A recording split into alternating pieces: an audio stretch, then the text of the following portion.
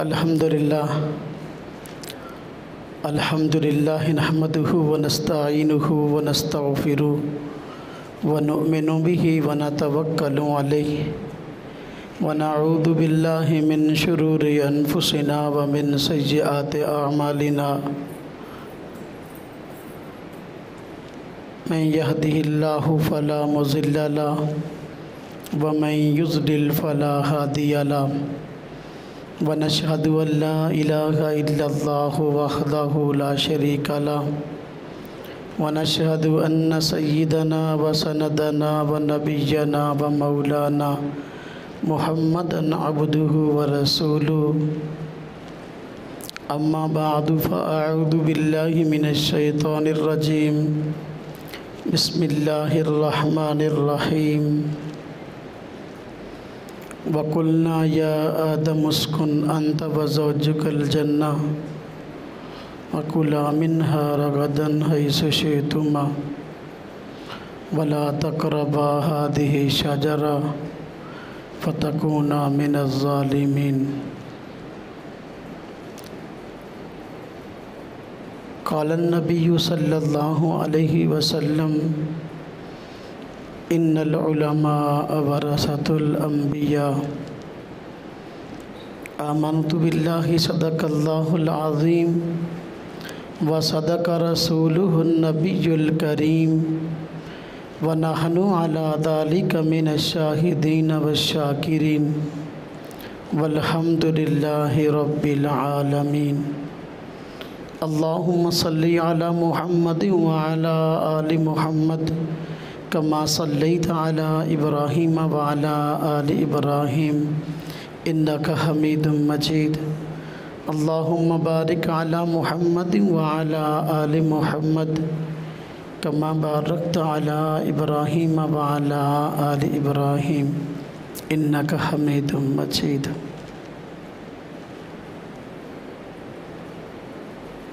اگست کا مہینہ شروع ہو گیا ہے اور یہ وہ مہینہ ہے کہ جس کو ہمارے ملک پاکستان کی تاریخ میں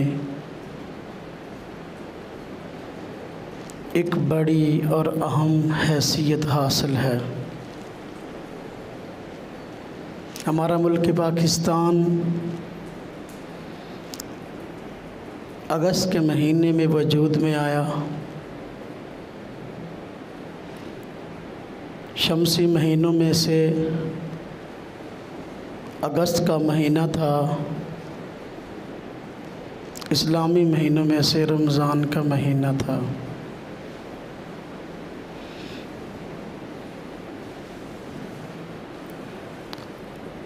اللہ تعالیٰ کی طرف سے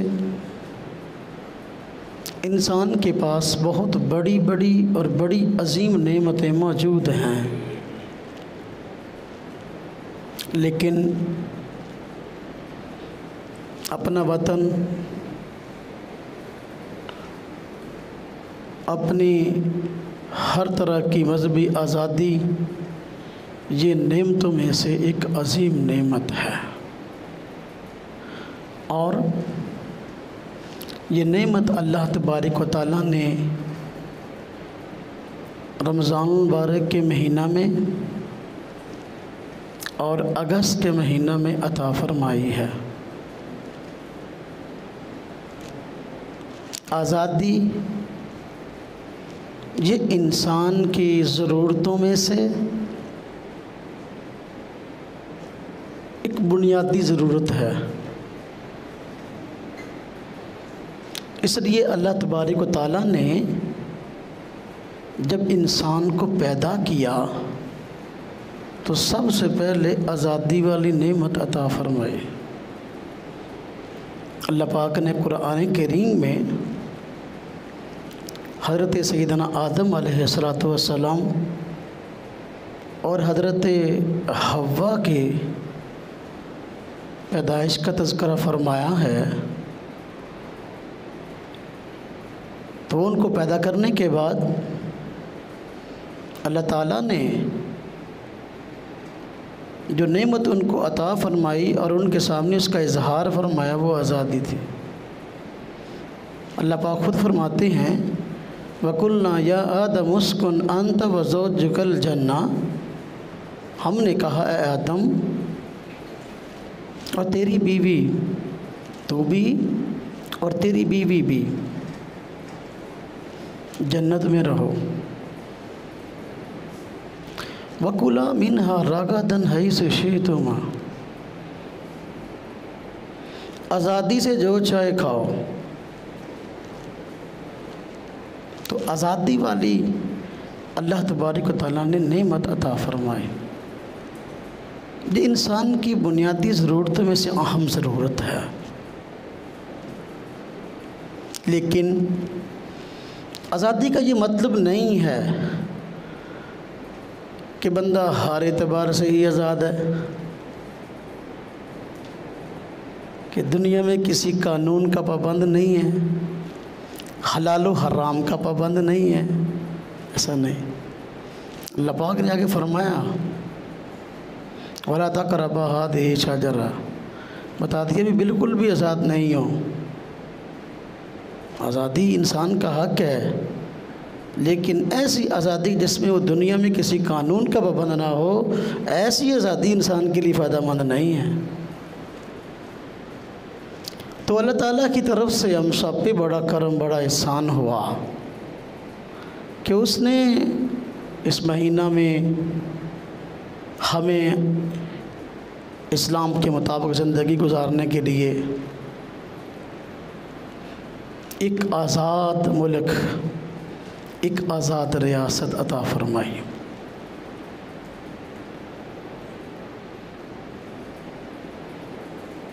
جب یہ اگست کا مہینہ آتا ہے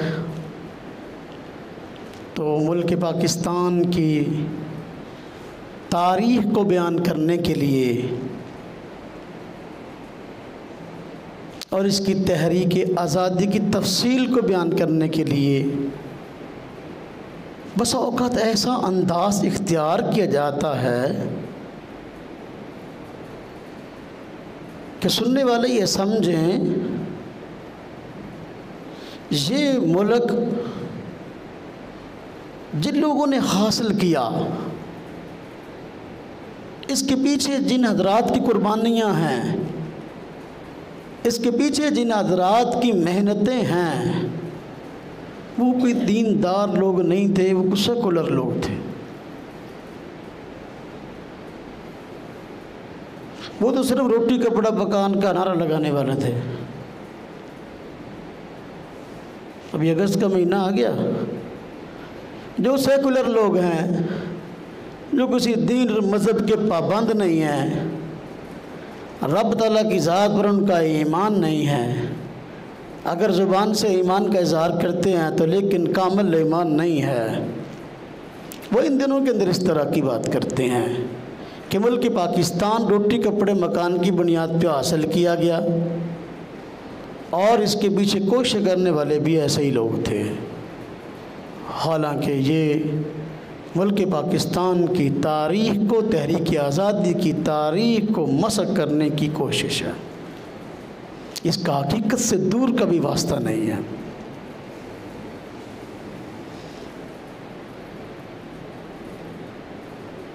آج کی اس نشست میں وقت بہت مختصر ہے، آپ حضرات کی خدمت میں مختصراً اس بات کی وضاحت کروں گا کہ اس ملک پاکستان اور اس خطے کی آزادی کے لیے کوشش کرنے والے لوگ سیکولر نہیں تھے، وہ خالص دیندار لوگ تھے۔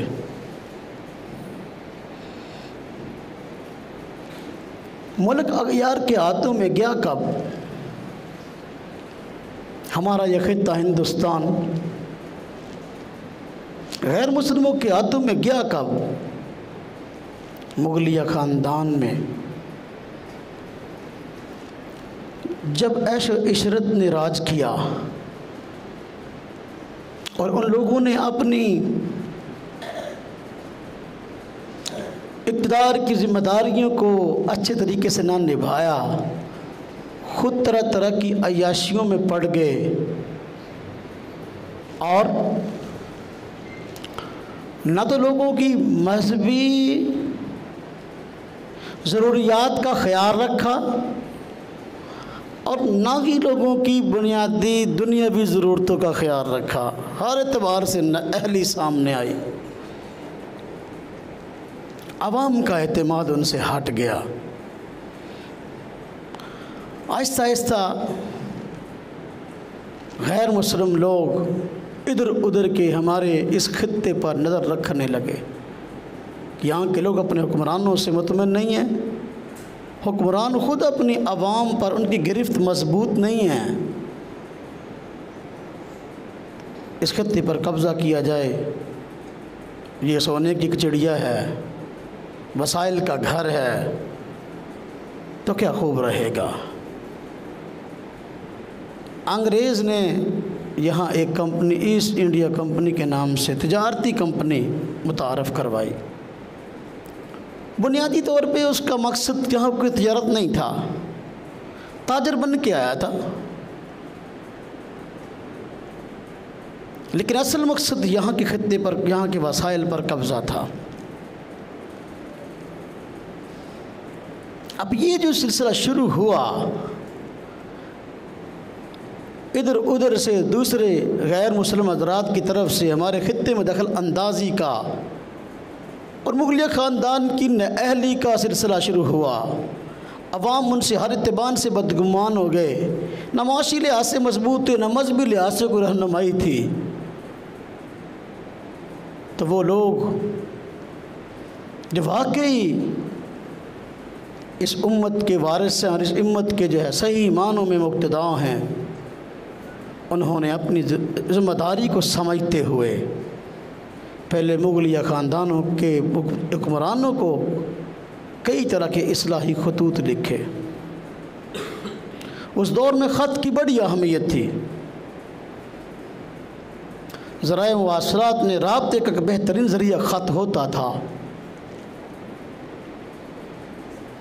اللہ تبارک و تعالیٰ نے حضرت شاہ ولی اللہ محدث دہلوی رحمۃ اللہ علیہ کو اس کام کے لیے منتخب فرمایا۔ انہوں نے اپنی شرعی ذمہ داری سمجھتے ہوئے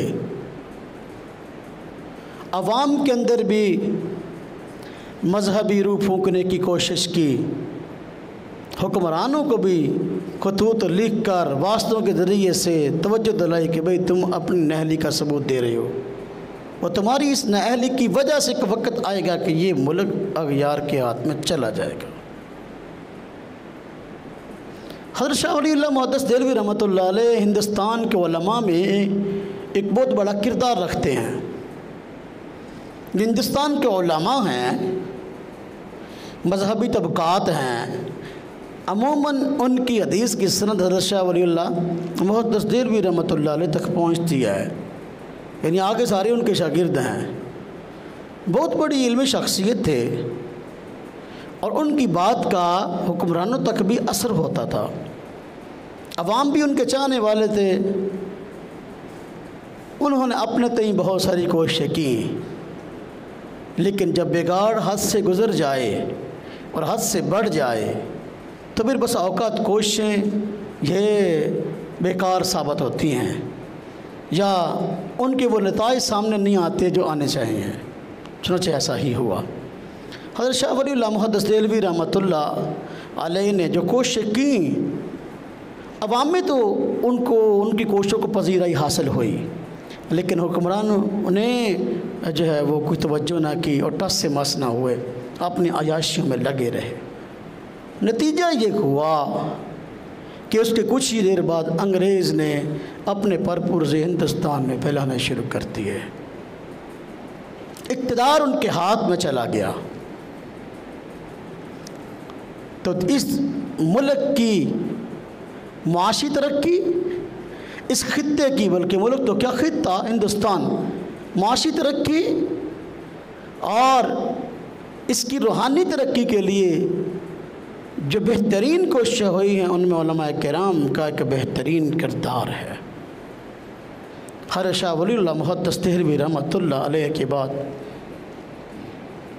ان کے بیٹے حضرت شاہ عبدالعزیز محدث دہلوی انہوں نے عوام کے اندر جو بیرا روی پھیل رہی تھی اپنے اثر و رسوخ کی حد تک ان کا فتویٰ پورے ہندوستان میں چلتا تھا.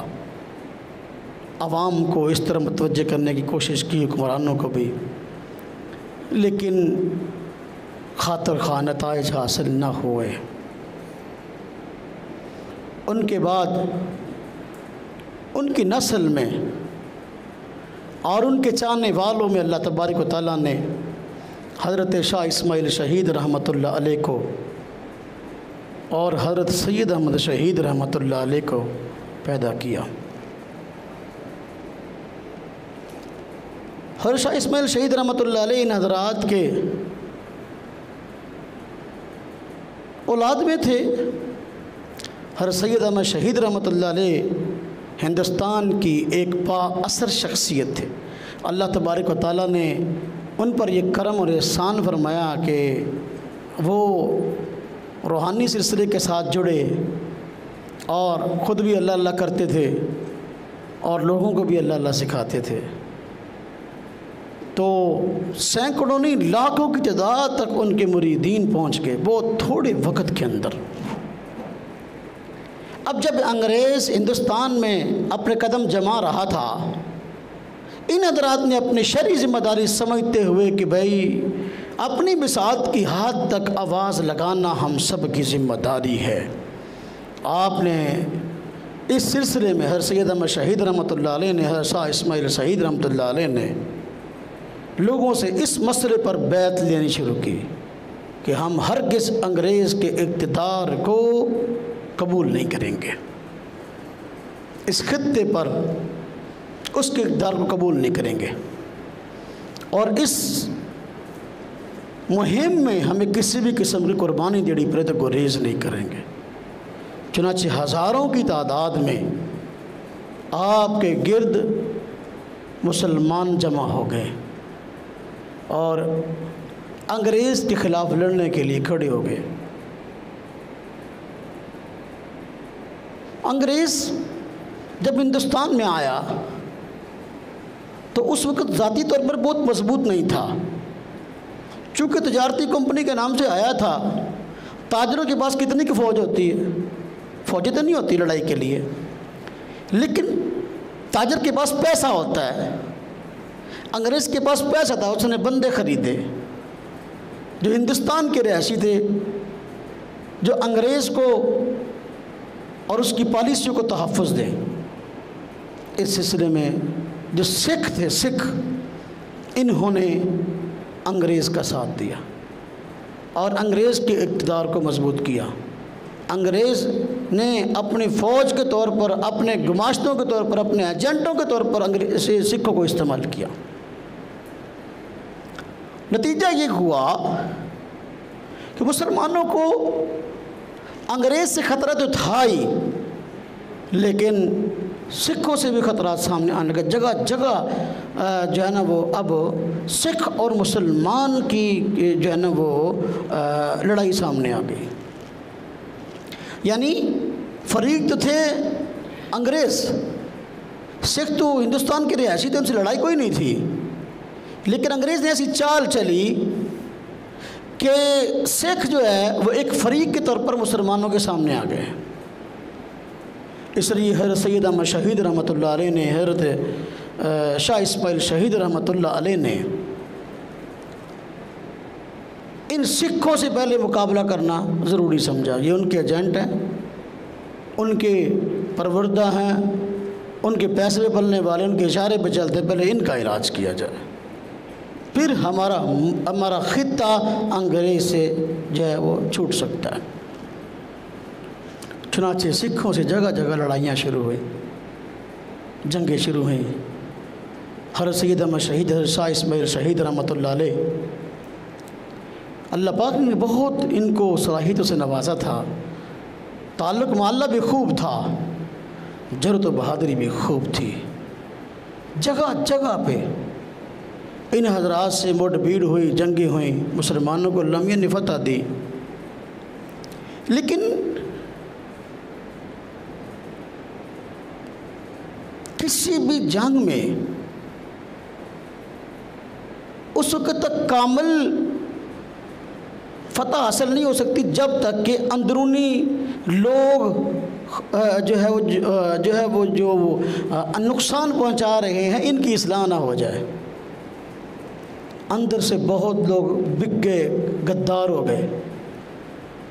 آخر کا نتیجہ یہ ہوا کہ ان سکھوں سے بالا کوٹ کے میدان میں، بالا کوٹ کی پہاڑیوں میں جنگ ہوئی اور وہاں پر غداری ہوئی اور بہت سارے لوگ جو ہے وہ انگریز نے اور سکھوں نے خرید لیے۔ نتیجہ یہ ہوا کہ حضرت سید احمد شہید اور حضرت شاہ اسماعیل شہید اس موقع پر شہید ہو گئے۔ مسلمانوں نے بہت شہادتیں پائیں۔ اس طرح انگریز آہستہ آہستہ ہندوستان میں اپنے قدم جماتا گیا اور اللہ سے تعلق رکھنے والے اولیاء، صوفیاء، علماء ہر دور میں انگریز کا مقابلہ کرتے رہے۔ یہ دوسرا دور شروع، پہلا حضرت شاہ ولی اللہ محدث دہلوی کا تھا، یہ دوسرا حضرت سید احمد شہید، حضرت شاہ اسماعیل شہید رحمۃ اللہ علیہ کا تھا۔ اس کے بعد تیسرا دور آیا۔ انگریز نے بہت حد تک بہت سے علاقوں پر قبضہ کر لیا تھا اور سارے اندرونی بیرونی راستے اپنے اس نے ہاتھ میں کر لیے۔ چنانچہ اب مستقل طور پر فوجیں وہاں آ گئی اور بلکہ ہندوستان کے لوگوں کو جو ہے وہ اپنی فوج میں بھرتی کرنا شروع کر دیا۔ ہاں جی، اب اس میں ہندو بھی فوج میں بھرتی ہو رہے ہیں، پیسے کے لالچ میں سکھ بھی ہو رہے ہیں، اور کئی بیوقوف مسلمان بھی تھے جو پیسے کے لالچ میں، جو ہے تنخواہوں کے لالچ میں کہ جو ہے نا بڑی تنخواہ ملے گی، تو انگریز کی فوج میں شامل ہونا شروع ہو گئے۔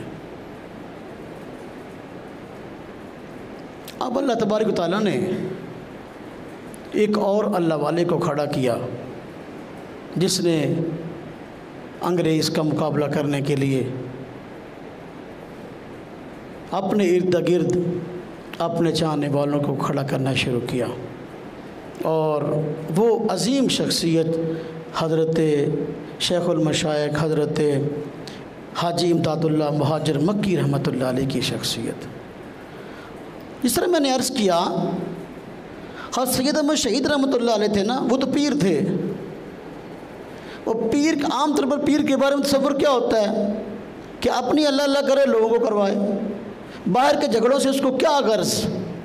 لیکن ہمارے اکابر ایسے نہیں تھے، وہ جانتے تھے کہ بھئی شرعی طور پر اگر یہ ہمارا مستقل کام ہے کہ ہم نے لوگوں کو اللہ اللہ سکھانی ہے، یہ بھی کام ہے کہ بھئی جس طرح لوگوں کا تعلق غیر اللہ سے ٹوٹ رہا ہے اور مستقبل میں جو ہے وہ ایک طرح کا بہت بڑا الحاد کا دروازہ کھول رہا ہے اور امت مسلمہ کو بے دین بنانے کی سازشیں کی جا رہی ہیں، اور مسلمانوں کو دینی لحاظ سے اب اس خطے میں عمل کرنے میں، نماز روزے میں بڑی مشکلات پیش آئیں گی، اس لیے انہوں نے اپنی اللہ اللہ کرنے کے ساتھ ساتھ اپنی شرعی ذمہ داری سمجھتے ہوئے لوگوں کو انگریز کے خلاف کھڑا کیا۔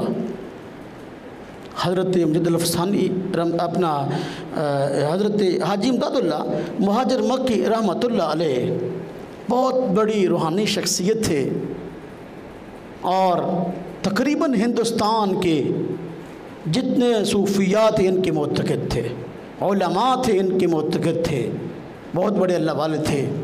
اس لیے آپ نے علماء کرام کو پیغام بھیجے، میٹنگیں کی، اجلاس کیے کہ اس انگریز کا مقابلہ کرنا ہمارے ذمہ ضروری ہے۔ یہ وہ دور ہے جس دور کے اندر دنیا دار لوگوں کی کوئی تنظیم، کوئی جماعت، کوئی پارٹی موجود نہیں تھی جو انگریز کے خلاف کھڑی ہو کر لڑ رہی ہو۔ جب تحریک آزادی کی بات آتی ہے تو وہ چند ایک افراد جو بعد میں آئے ان کا تذکرہ کر کے ہم جو ہے نا خوش ہو جاتے ہیں، ہمارا ملک بن گیا، انگریز کو بھگا دیا۔ یہ اتنی بڑی پیش قدمیاں اور جو کوششیں جو ہو رہی تھی، اتنی دیر سے ان کا تذکرہ نہیں کیا جاتا، یہ تاریخ سے خیانت ہے۔ حضرت امجد الفسانی حضرت حاجی امداد اللہ مہاجر مکی رحمۃ اللہ علیہ نے جو بڑے بڑے علماء ان کے مرید تھے، جس طرح کہ حضرت مولانا اشرف علی تھانوی رحمۃ اللہ علیہ، حضرت مولانا قاسم نانوتوی رحمۃ اللہ علیہ، حضرت مولانا رشید احمد گنگوئی رحمۃ اللہ علیہ، حافظ زامن شہید رحمۃ اللہ علیہ، یہ بڑے بڑے اثر رسوخ والے اس وقت کے جو علماء تھے، جن کے ہزاروں کی تعداد میں چاہنے والے تھے، ان کو جو ہے وہ اپنے ساتھ میں لایا اور ان کو ترغیب دی کہ دیکھو انگریز ہمارے وسائل پر بھی قبضہ کر رہا ہے اور ہمارے مذہبی تشخص کو بھی مستقبل میں بگاڑ رہا ہے، اور بڑے خطرات ہیں، اگر ہم کھڑے نہ ہوئے تو بڑے حالات خراب ہوں گے۔ چنانچہ فوج تیار ہوئی، پھر عصر نو انگریز کے خلاف جنگ لڑی گئی۔ شاملی کے میدان میں انگریز سے بڑی عظیم اور گمبھیر جنگ ہوئی، اور اس موقع پر چونکہ انگریز قدم جما چکا تھا اور اندر سے غداروں کی اور بکنے والوں کی کمی نہیں تھی، مسلمانوں کو اس میں شکست ہوئی۔ شکست کا مطلب یہ کہ جو نتائج چاہتے تھے وہ نہ حاصل ہوئے، وگرنہ مسلمان تو ہر صورت میں کامیاب۔ اگر یہ کافر کو مار دے، فتح ہو جائے تب بھی کامیاب ہے، شہید ہو جائے تو تب بھی کامیاب ہے، اس کی تو ہر صورت میں کامیابیاں اللہ پاک نے لکھی ہیں۔ یعنی وہ جو نتائج چاہتے تھے وہ نہ حاصل ہو سکے، لوگ ڈر گئے کہ انگریز کے پاس تو بہت وسائل ہیں، ان کے پاس وسائل نہیں ہیں، ان کے پاس وسائل نہیں تھے۔ اللہ تبارک طرح سے تعلق ضرور تھا۔ تو شاملی کے میدان میں شہادتیں ہوئیں، حضرت حافظ زامن اسی موقع پر شہید ہوئے، اور بھی بہت شہادتیں ہوئیں، اور انگریز نے دیکھ لیا کہ بھئی یہ لوگ اب میرے مخالف ہیں اور میرے اقتدار کو طول نہیں دینے دیں گے۔ ان کے خلاف انگریز نے جگہ جگہ سازشیں شروع کر دیں، گرفتاریوں کے سلسلے شروع کر دیے، ان کا اپنا علماء کرام کا قتل شروع کر دیا۔ اور دینی لحاظ سے انگریز نے یہ کیا کہ دیکھو اگر ہم ان کے لوگوں پہ وسائل پہ قبضہ کر لیتے ہیں تو یہ لوگ مسلمان خاص طور پہ اللہ تعالیٰ نے ان کو مذہبی قوت بڑی، ایمانی قوت بڑی دے رکھی ہوتی ہے، تو ایک وقت آئے گا یہ ہمارے خلاف بغاوت کر سکتے ہیں۔ انگریز کو پتہ تھا کہ مستقبل میں ایسا ہو رہا ہے، آئندہ اس سے اور زیادہ سخت معاملہ ہوگا، اس لیے اس نے باہر سے ایسے بڑے بڑے اپنے مذہب کے مبلغ بلائے جنہوں نے آ کر ہندوستان کے اندر عیسائیت کی تبلیغ شروع کر دی کہ ان لوگوں کو ذہنی طور پر بھی بگاڑ دو، مذہبی طور پر بگاڑ دو، وسائل پر بھی قبضہ کر لو، اور ان کے ایمان جو ہے ان کے دل سے جاتا رہے۔ بڑے بڑے عیسائی مبلغ لائے گئے اور انہوں نے آ کر عیسائیت کی تبلیغ کی، کئی طرح کی کتابیں اسلام کے خلاف لکھی گئیں، مسلمانوں کے خلاف لکھی گئیں، قرآن کے خلاف لکھی گئیں۔ جب یہ کام شروع ہوا ہمارے اکابر نے اس وقت اپنی ذمہ داری سمجھتے ہوئے اس محاذ پر بھی انگریز کا مقابلہ کیا۔ انگریز نے یونیورسٹیوں کو قائم کرنا شروع کیا، نیا تعلیمی نظام متعارف کروایا۔ پہلے تھا کہ ہندوستان کے اندر فارسی زبان جو ہے نا وہ رائج تھی، اور لوگ فارسی کو سمجھنے والے، فارسی کو بولنے والے عام تھے، اور سرکاری اداروں میں فارسی کو بڑی اہمیت حاصل تھی، تو عربی کو سمجھنے والے بڑے لوگ تھے۔ لیکن اس نے آ کر جو نظام تعلیم رائج کیا اس میں انگریزی کو اہمیت دے دی کہ تعلیمی اداروں میں انگریزی یہ جو ہے نا وہ بنیادی طور پر اس کو اہمیت حاصل ہوگی، اور جو ان علوم کو زیادہ پڑھے گا انگریزی علوم، ان کو نوکریاں اور عہدے زیادہ ملیں گے۔ اور جو زبان کسی خطے میں رائج ہوتی ہے اپنا کلچر ساتھ لے کے آتی ہے، جو زبان کسی خطے میں آئے اپنا کلچر ساتھ لے کے آتی ہے، اپنا تشخص ساتھ لے کے آتی ہے، اپنی رسومات ساتھ لے کے آتی ہے۔ جب انگریز نے انگریزی کو رائج کیا، تعلیمی اداروں میں انگریزی شروع ہوئی، تو ہوا یہ کہ عیسائیت بھی ساتھ آ گئی، اور نظریات جو وہاں تھے وہ آ گئے، رسومات ساری ساتھ آ گئیں۔ یونیورسٹیوں میں، کالجوں کے اندر وہ اس طرح کے تہوار منائے جانے لگے، ذہنی طور پر مسلمانوں کو ٹارچ کیا گیا۔ اس موقع پر ہمارے اکابر نے اپنی ذمہ داری سمجھتے ہوئے ایک بہت بڑے دینی بنیادی ادارے کی بنیاد رکھی جس کا نام دارالعلوم دیوبند ہے۔ حضرت مولانا قاسم نانوتوی رحمۃ اللہ علیہ نے اپنے اکابر کے مشورے سے اس ادارہ کی بنیاد رکھی اور انگریز کے مقابلہ میں اپنا نظام تعلیم متعارف کروایا۔ انگریز نے جو اپنا نظام تعلیم متعارف کروایا تھا اس کا بنیادی ایجنڈا کیا تھا؟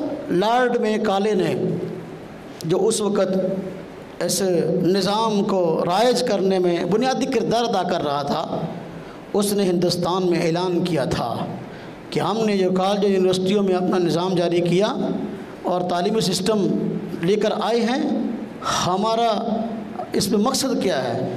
اس نے کہا ہماری تعلیم کا مقصد ایسے نوجوان تیار کرنا ہے جو شکل و صورت کے اعتبار سے ہندوستانی ہوں لیکن ذہن کے اعتبار سے انگلستانی ہوں۔ یعنی شکل و صورت ہندوستانی ہو، دماغ اس کا عیسائی ہو، دماغ اس کا یہودی ہو، دماغ اس کا بے دین ہو، دماغ اس کا سیکولر ہو۔ اس نے یہ نظام تعلیم جب متعارف کروایا تو حجت الاسلام حضرت مولانا قاسم نانوتوی رحمۃ اللہ علیہ نے دارالعلوم دیوبند کی بنیاد رکھی اور فرمایا کہ ہم بھی نظام تعلیم متعارف کروا رہے ہیں اور ہماری تعلیم کا بنیادی مقصد یہ ہے کہ ایسے نوجوان تیار ہوں جو شکل و صورت کے اعتبار سے ہندوستانی ہوں اور ذہن کے اعتبار سے اسلامی ہوں، ذہن اسلامی ہو۔ اب اس نے عیسائیت پھیلانے کے لیے جگہ جگہ عیسائی پادری لے آیا جو لوگوں کو شبہات دلوں میں ڈالتے، حالانکہ آج عیسائی جو دین پکڑے ہوئے ہیں جس پہ عمل کے دعوے دار ہیں، اس کا عیسیٰ علیہ السلام کی ذات سے کوئی تعلق نہیں ہے۔ عیسیٰ علیہ السلام نے جو دینی جو بنیادی تعلیمات تھی وہ تو ہمارے ساتھ ملتی تھی۔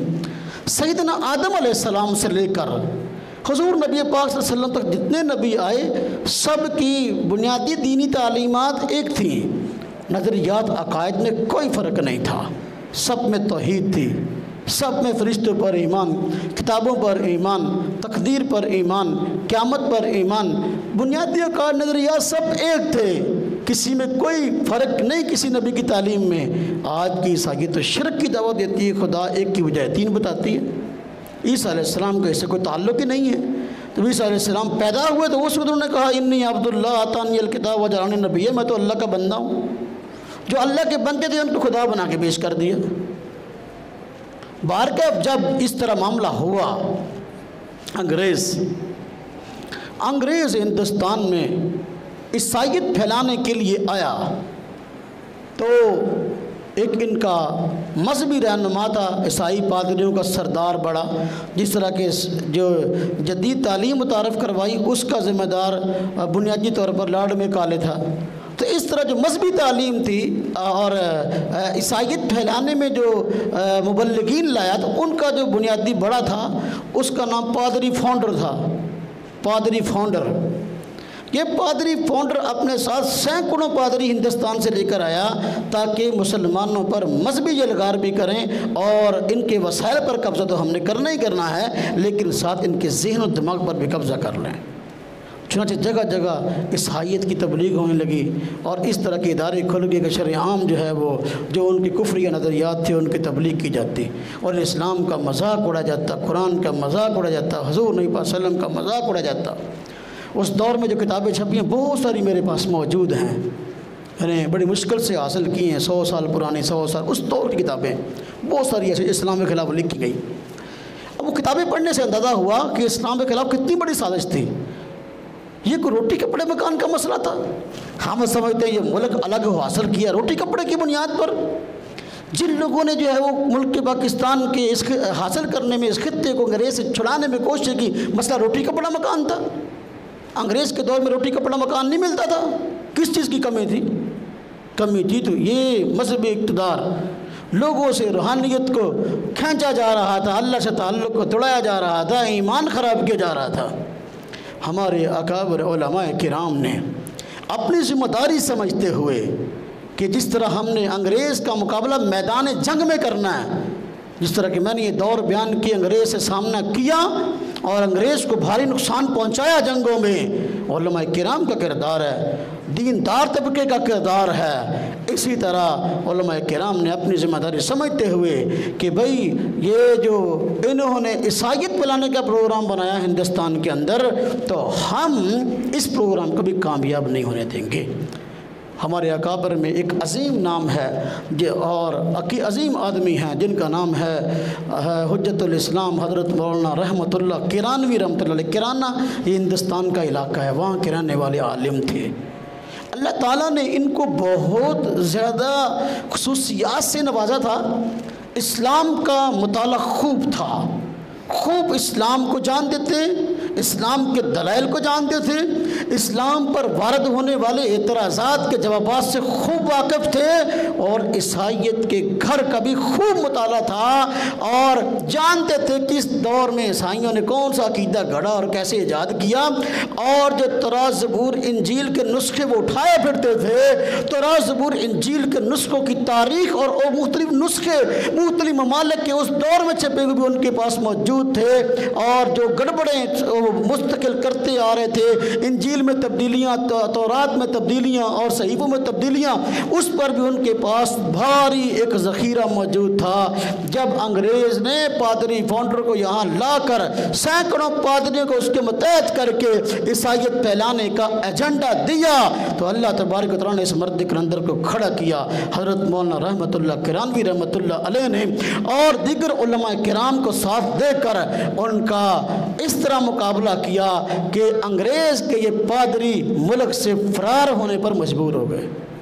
الحمدللہ مولانا رحمۃ اللہ کرانوی رحمۃ اللہ علیہ نے اسلام کی حقانیت پر اور اس وقت کی عیسائیت کے ابطال پر بڑی بہترین شاندار کتابیں بھی لکھی۔ اظہار الحق کے نام سے حضرت کتاب ہے، عربی میں کتاب تھی یہ، پھر اس کا اردو ترجمہ حضرت شیخ الاسلام حضرت مولانا مفتی محمد تقی عثمانی صاحب ہمارے استاد، بخاری شریف پڑھی، اللہ جزائے خیر دے، انہوں نے ترجمہ کیا ہے اس کتاب کا، بہت زبردست کتاب ہے، 3 جلدوں میں ہے۔ اس کا نام رکھا بائبل سے قرآن تک، کتاب عیسائیوں کے جواب میں لکھی۔ اور اسی طرح ایک کتاب مولانا رحمۃ اللہ کرانوی رحمۃ اللہ علیہ نے اعجاز عیسوی کے نام سے لکھی، عیسائیت کے سارے اندر کے معاملات کھول کے رکھے، عیسائیوں فرقوں کا آپس میں کیا اختلاف ہے، اور یہ کتابیں جو آج لیے پھرتے ہیں ان میں سے کوئی بھی اصلی نہیں ہے، سب جعلی ہیں۔ اور اس طرح حضرت کی کئی کتابیں ہیں اس موضوع پر، ازالہ اوہام کے نام سے ایک کتاب ہے 2 جلدوں کے اندر حضرت کی۔ تو حضرت نے ان سے مناظرے بھی کیے، اور جو ان کا سب سے بڑا پادری تھا نا، جو سب پادری کو سردار پادری فاؤنڈر، اس سے مناظرے کیے، اس کو ہندوستان میں جگہ جگہ شکست دی۔ اب وہ حضرت سے بھاگتا پھرتا تھا، حضرت کا سامنا نہیں کرتا تھا، ادھر ادھر جلسے کر کے چیلنج کرتا، جہاں جاتا حضرت بھی پہنچ جاتے، پھر وہاں سے فرار ہو کر دوسرے شہر میں چلے جاتا، حضرت پھر اس کے پیچھے پہنچ جاتے، وہاں سے فرار ہو کر اگلے شہر، یہاں تک کہ حضرت نے اس کو اس طرح جو ہے وہ ناکو چنے چبوائے اور اسلام کی حقانیت کو واضح کیا کہ وہ بندہ ہندوستان چھوڑنے میں مجبور ہو گیا، آخر کار ہندوستان چھوڑ کے بیرون ملک بھاگ گیا، حضرت وہاں بیرون ملک میں اس کے پیچھے چلے گئے، تجھے میں نے چھوڑنا نہیں ہے، تو ہندوستان میں بے دینی پھیلانے کے لیے آیا۔ یہ کوششیں ہیں، یہ تحریک پاکستان کا حصہ ہیں، اگر ہم ان کو نہیں پڑھیں گے، ان کو نہیں سنیں گے، ہمیں کبھی بھی پاکستان کی تحریک آزادی کا کما حق ہو علم نہیں ہوگا۔ کون لوگ تھے جو اس ملک کے لیے ہر طرح کی قربانیاں دینے کو تیار تھے، اپنی جان کو اپنی ہتھیلی پر رکھ کر ان لوگوں نے انگریز کا مقابلہ کیا ہمارے اکابر میں۔ اب اس کے بعد پھر حضرت شیخ الہند حضرت مولانا محمود الحسن صاحب رحمۃ اللہ علیہ، جو دارالعلوم دیوبند کے پہلے شاگرد کامیاب ہوئے، اللہ پاک نے ان کو ایسا بات سمجھانے کا ملکہ اور ایسا علم عطا کیا تھا کہ پورے ہندوستان نے ان کو استاد مانا اور ان کو لقب دیا یہ شیخ الہند ہے، یعنی ہند کا پورے ہندوستان کا استاد ہے۔ شاگرد ہوئے تو اداں دا ہوئے نا، شاگرد ہوئے تو اداں دا ہوئے۔ پورے ہمارے اکابر میں سے بعض رات کہا کرتے ہیں کہ ان کو شیخ الہند کہا گیا۔ یہ شیخ الہند کہنا بھی ایک ظلم ہے، وہ شیخ الہند نہیں تھا، شیخ العالم تھا، پورے جہان کا استاد تھا۔ صرف ہندوستان کا نہیں۔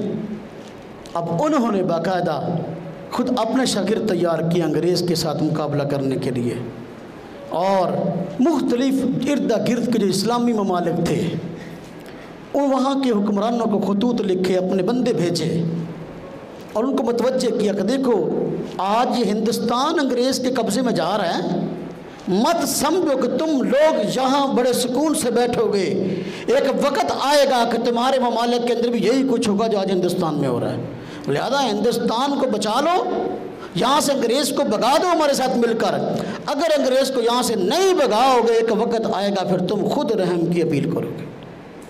چنانچہ مختلف ممالک کے اندر حضرت نے اپنے ایلچی کاسد شاگرد بھیجے اور مختلف ممالک کے مسلمان حکمرانوں نے باقاعدہ ساتھ دینے کا وعدہ کیا۔ یہ اگلا دور ہے تحریک آزادی کا۔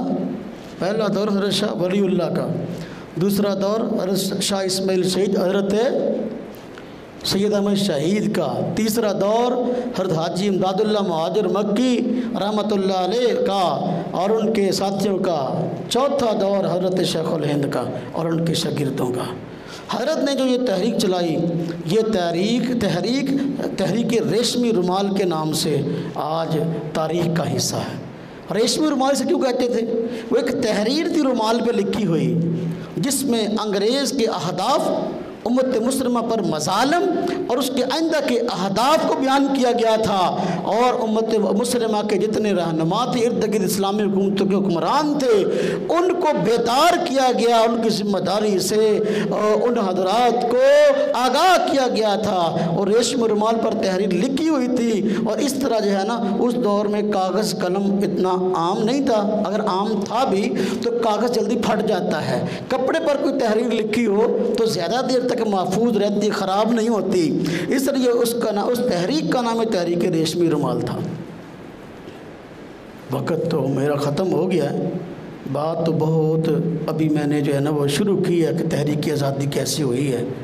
خام خواہ جو ہے نا یہ جو ایک خاص گروہ ہے اگست کا مہینہ آتا اور کہتا ہے کہ جی ہاں اس ملک پاکستان کے حاصل کرنے میں جی ان لوگوں کا ہاتھ تھا جو سیکولر تھے، یہ اپنا پاکستان کی تاریخ کو مسخ کرنے کی کوشش ہے، جہالت ہے اگر اس کو نہیں پتہ، اگر پتہ ہے تو پھر جھوٹ ہے۔ حالانکہ اس ملک کو انگریز کے ہاتھ سے آزاد کروانے میں ان لوگوں کا ہاتھ تھا جو دیندار تھے، جو لا الہ الا اللہ کے قائل تھے، جو لا الہ الا اللہ کی تبلیغ کرنے والے تھے، خواہ وہ عالم تھے یا غیر عالم تھے۔ یہ تحریک ریشمی رومال چلی تو غدار ہر جگہ پر ہوتے ہیں۔ پہلی حکومتیں جو دوسروں پر حکومت کرتی تھی نا وہ جاسوسوں کے سر پہ کرتی تھی۔ پہلے دور میں جاسوسی کا نظام بڑا مضبوط ہوتا تھا اور جاسوسوں کی بڑی قدر ہوتی تھی۔ تو آج کل انٹیلیجنس ایجنسیاں یہ چیزیں ہیں، اس دور میں جاسوسوں کی بڑی اہمیت ہوتی تھی، اس دور کا معاملہ تھا۔ تو انگریز نے جاسوس چھوڑ رکھے تھے، ان جاسوسوں میں ایسے غدار بھی شامل تھے جو اپنے آپ کو مسلمان کہتے تھے۔ انہوں نے اس تحریک کی بھی آگے ساری کی ساری انگریز کو خبر دے دی، ارد گرد کے سارے مسلمانوں ممالک اس کے حکمران جو ہے تمہیں یہاں سے نکالنے کے چکر میں اور آپس میں ایک ہو رہے ہیں۔ اس کے نتیجے میں علماء کرام کی جو ہے وہ اتنی شہادتیں ہوئیں کہ بندہ بیان نہیں کر سکتا۔ دہلی تا پشاور بعض رات نے کہا کہ درختوں میں کوئی ایسا درخت نہیں تھا جہاں پر کسی عالم کی لاش نہ جو ہے لٹکائی گئی ہو۔ آج لوگ کہتے ہیں ملک کے لیے مولویوں نے کیا کیا؟ انگریز نے علماء کرام کی کھالیں اتار کر اس کے اندر جو ہے نا بھوسا بھرا، یا انگریز علماء کو قتل کر کے خنزیر کی کھالوں میں بند کر کے جلایا۔ آپ کو کیا پتہ یہ کیا کچھ ہوا؟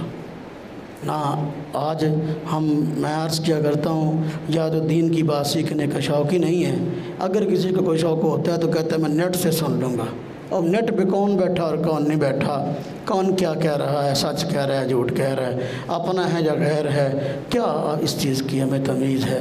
ہم کیسے حقائق تک پہنچ سکیں گے؟